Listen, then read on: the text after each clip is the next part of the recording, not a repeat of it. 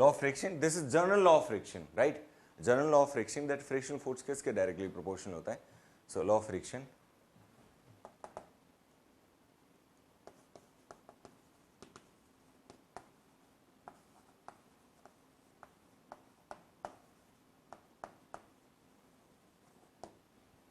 friction force is directly proportional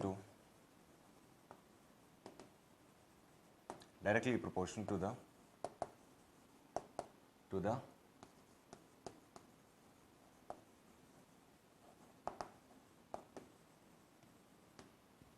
friction force is directly proportional to the normal reaction force. So friction force directly normal reaction force के directly proportional होता है. So F is directly proportional to R. That's one thing, right? और body यहाँ पर है. Normal reaction कहाँ लगेगा बेटा? सरफेस के परपेंडिकुलरली आउटवर्ड.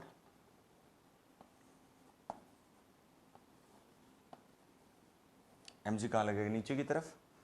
सपोज इधर कहीं फोर्स लगा रहे हैं अपन, हम जो फोर्स लगाते हैं दैट इज कैपिटल एफ, और फ्रिक्शन फोर्स हमेशा दो सरफेसेस के बीच में होता है बेटा. So friction would be small F. Friction क्या होगा? स्मॉल एफ पीछे लग रहा है, कैपिटल एफ आगे की तरफ लग रहा है.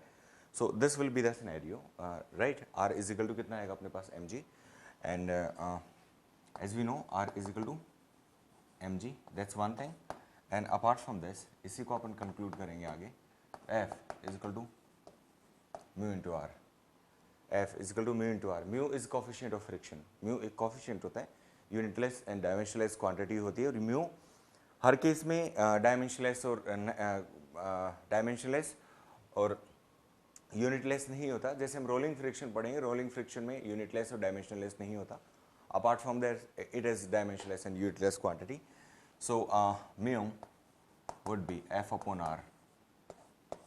This is the general law of friction, right. General law पढ़ा रहा हूं मैं, और जनरल लॉ में अपने पास म्यू का वैल्यू क्या आ रहा है बेटा? F upon R. सो ऐसा unit is like mu is called as coefficient of friction. Mu is a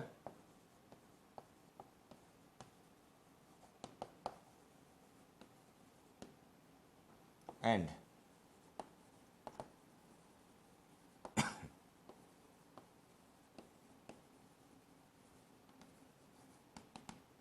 unitless and dimensionless quantity.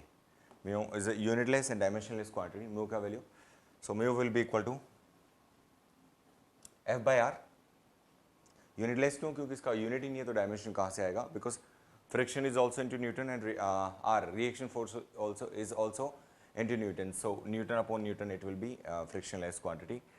And this is अच्छा, यहाँ से ही अपन इसको F को भी क्या लिख सकते हैं? फ्रिक्शन फोर्स को. उसको और आगे लिखना हो, R का value, R is balanced bye mg. R is balanced bye mg. देखो फ्रिक्शन दो तीन तरीके से होता है. ये टेबल पे एक बॉक्स रखा हुआ है और मूव नहीं कर रहा, hence there is a friction, and that friction is called as static friction. यदि बॉडी चल रही है उसको क्या बोलेंगे अपन? काइनेटिक फ्रिक्शन बोलेंगे. ये मेन टाइप दो तरीके के फ्रिक्शन होते हैं. So F is equal to mu R. So mu is equal to F upon R, right. So F mu into mg, this can be the force. So in the case of surface horizontal inclined है, हर तरीके से mg क्या होता जाएगा? Change होगा, तो इस तरीके से आंसर आएगा अपना. ठीक है. So this is called as law of friction. This is called as law of friction.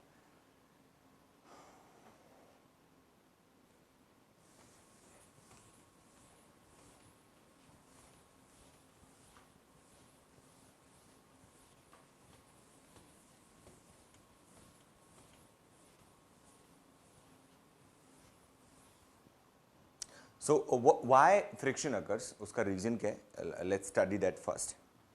Friction occurs due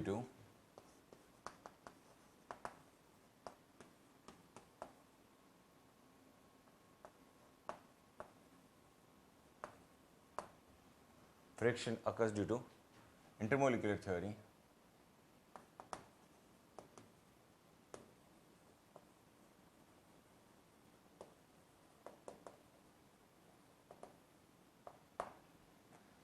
Friction occurs due to intermolecular attraction. between intermolecular attraction. Friction occurs due to intermolecular attraction between two bodies which are in contact. Two bodies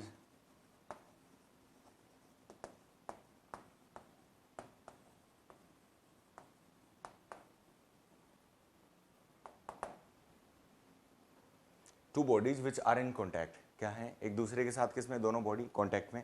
अब वो intermolecular attraction किस तरीके से होता है, look at, let's have a look for that.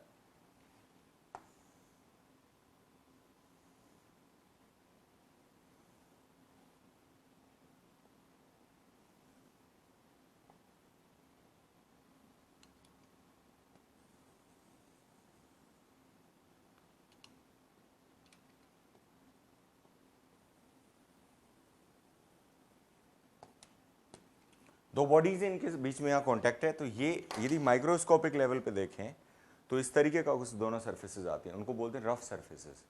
This the example of rough surfaces. And we have already discussed that rough surface will always have friction. Last class में बताया था मैंने आपको, रफ सरफेस फ्रिक्शन होता है, और जो smooth surfaces होती हैं there is no friction amongst them. Rough surface, this rough surface, and there will be attraction between two surfaces. This is intermolecular attraction, right? Intermolecular attraction, उसको remove करने के लिए, उसको रिमूव करना ही, वो अट्रैक्शन हो रहा है, उसको रिमूव करने के लिए अपन को एक्स्ट्रा फोर्स लगाना पड़ेगा, just to overcome this friction, right, this force. और ये होता किस तरीके, इंटरमोलिकुलर कुछ इस तरीके से होता है, इंटरलॉकिंग होती है इस तरीके से. Can you see that? अब इस इंटरलॉकिंग को हटाने के लिए अपन को मैक्सिमम फोर्स लगाना पड़ेगा एक पॉइंट पे, फिर ये चलने लग जाएगा ऐसे. इंटरलॉकिंग, ये जो इंटरमोलिकुलर फोर्स है, सी किसी भी तरीके का कोई भी दो मटेरियल हो, कोई भी, हर जगह क्या लगता है, फ्रिक्शन लगता है. यदि हम एयर की बात करेंगे तो एयर में लास्ट क्लास में हमने ये पढ़ा था एयर फ्रिक्शन. यदि मैं बोल रहा हूँ साउंड प्रोपेगेट कर रही है, ठीक है, I am using this mic so that the sound is being converted into electrical signal, and it is going to the camera, and everything is being captured by the camera at the same instant. But if it goes off, मैं पढ़ा रहा हूँ और ये of हो जाएगा, उसका मतलब ये नहीं रुक जाएगा. Another point is that receiver of the camera, वहाँ पे भी अपने पास उसका होता है. बट यहाँ से वहाँ तक तो साउंड ट्रेवल कर रही है ना, साउंड वैक्यूम में ट्रेवल कर नहीं सकती. हैंस यहाँ से ट्रेवल कर रही थी दूर, साउंड ट्रेवल कर रही है, तो उसका मतलब ये होगा that there is a friction. तो हम एयर फ्रिक्शन की बात कर रहे हैं. यदि मैं यहाँ चल रहा हूँ सरफेस पे, यहाँ पे चलूंगा, थिंग्स विल बी डिफरेंट. यदि मैं मार्बल फ्लोर पे चल रहा हूँ या ग्रेनाइट पे चल रहा हूँ या टाइल्स पे चल रहा हूँ, बट उसके अलावा if I go to the CC road और may be the road which is डामर, सो कोल रोड जो होगा उस पर यदि डामर रोड पे चलूंगा तो फ्रिक्शन अलग होगा, ठीक है. यदि अपन फिसल के गिर भी जाता है, उनको डामर रोड पे ज़्यादा लगेगी, यहाँ पे कम लगेगी, ठीक है. So it is about that. So this is between rough surface, and this is intermolecular attraction.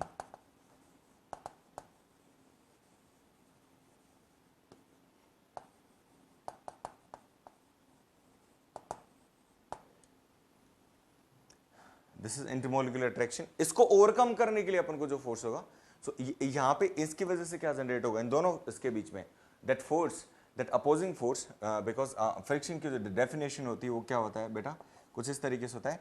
And opposing force which comes into play when body tend to move in particular direction, and it is an opposing force and its direction will be in opposite direction, right? So it is moving on a particular path, right? So इससे कम होगा, जैसे यहाँ friction ज़्यादा होगा, यदि अपन को और friction देखना है तो ऐसा कोई सरफेस आया तो आप इन दोनों में मैं बोलूँ कंपेयर करो बेटा, इन दोनों में तो फ्रिक्शन इसका ज़्यादा होगा, इसका कम होगा. This is almost plane, interlocking कम है इसमें. यदि मैं इन जनरल यदि दो डायग्राम, रैंडम कोई डायग्राम दे दूं आपको, so you have to say that friction is less in this surface, और प्लेन होगा तो उसके लिए बिल्कुल प्लेन आएगा बेटा. ये दो सरफेसेस आएंगी, दोनों के दोनों क्या होंगी बेटा, प्लेन होंगी. सो इंटरमोलिकुलर अट्रैक्शन, ये रफ सरफेस और ये इस तरीके से आ जाएगा. So going forward, friction occurs due to intermolecular attraction between two bodies which are in contact. This is intermolecular theory. और यदि दोनों को हटाना होगा तो फ्रिक्शन अपोजिट डायरेक्शन में जाएगा, ठीक है. So this is the intermolecular theory जो मैंने बताया भी. ये वैसे आना चाहिए आपको in journal.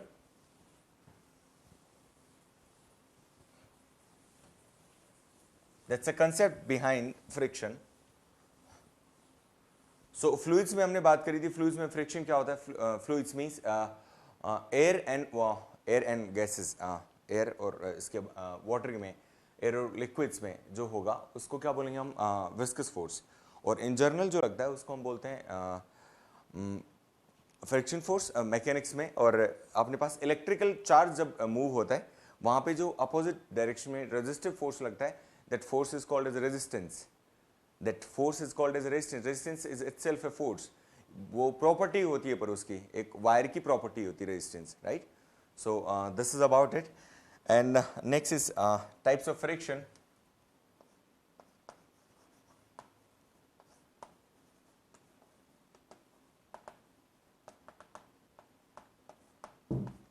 Types of friction.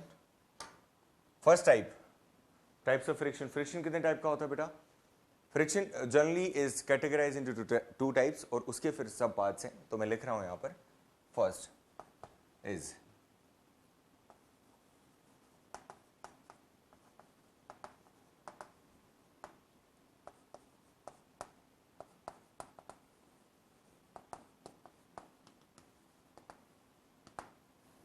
It has got a further 2 points, और ये एक ही तरीके का होता है केवल।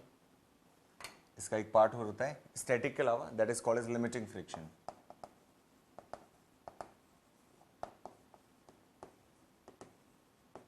That is called as limiting friction. और काइनेटिक फ्रिक्शन जो होता है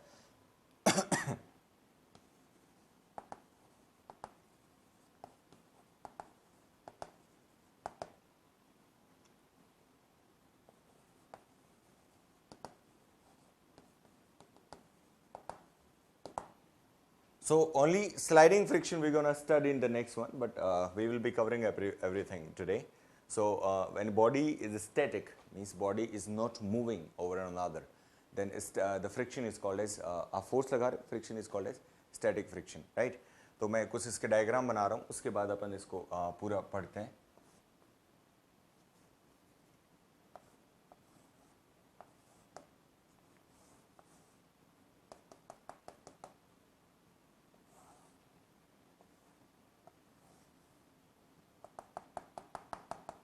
एक ब्लॉक का मोशन किस तरीके से होगा, I am talking about that.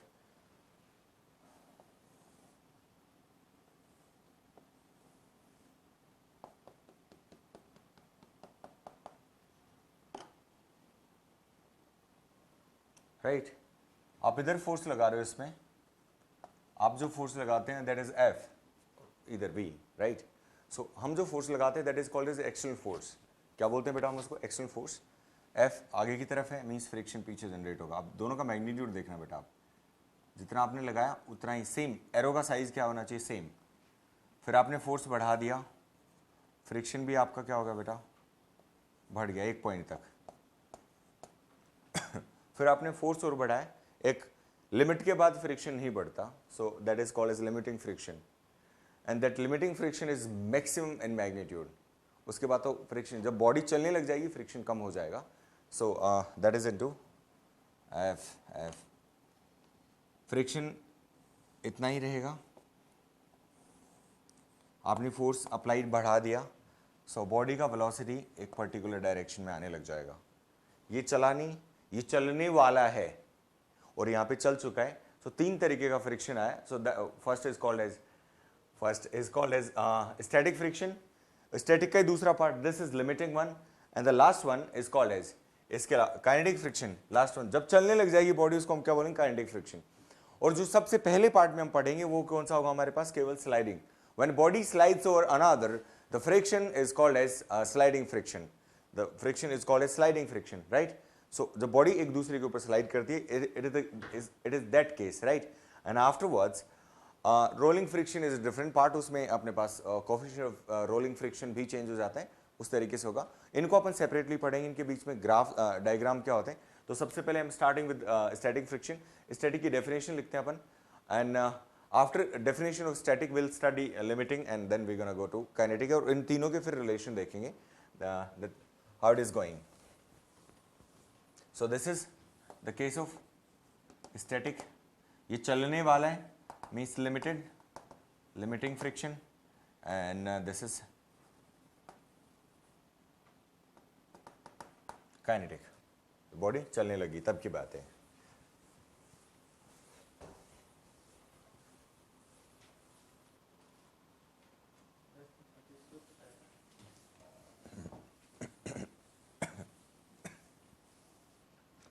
So next one would B, इसी में अपने पास सबसे पहला टॉपिक है writing.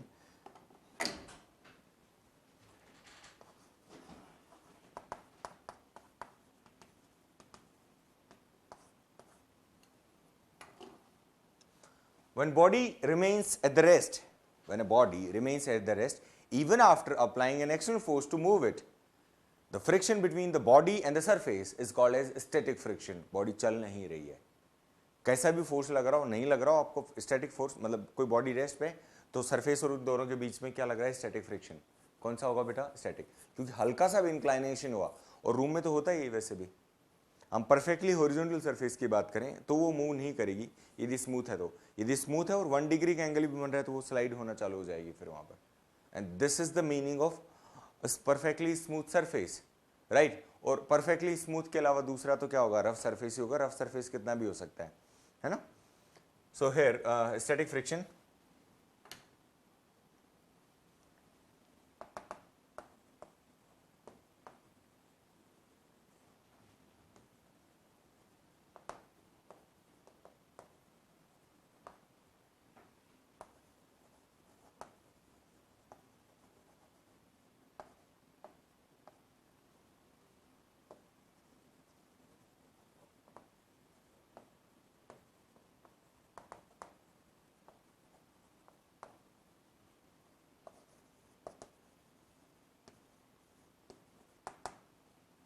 when a body remains at rest only even after the after applying an external force to move it,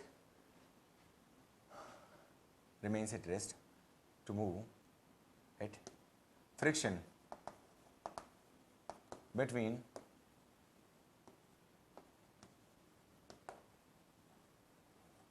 body and surface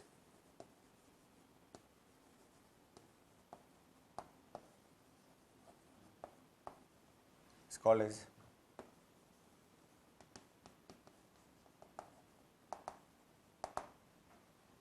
called as static friction.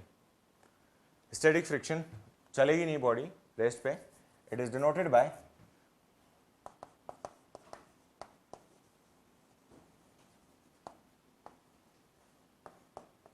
आपको पता है friction को हम स्मॉल एफ से डिनोट करते हैं, और फ्रिक्शन के अलावा it is denoted by F S. So it is denoted by F S, and F S is directly proportional to normal reaction force, which is R. Normal reaction force R पे depend करता है. So R, if you remove this proportionality sign from here, then it would be Fs is equal to mu s into R, and mu s is equal to coefficient of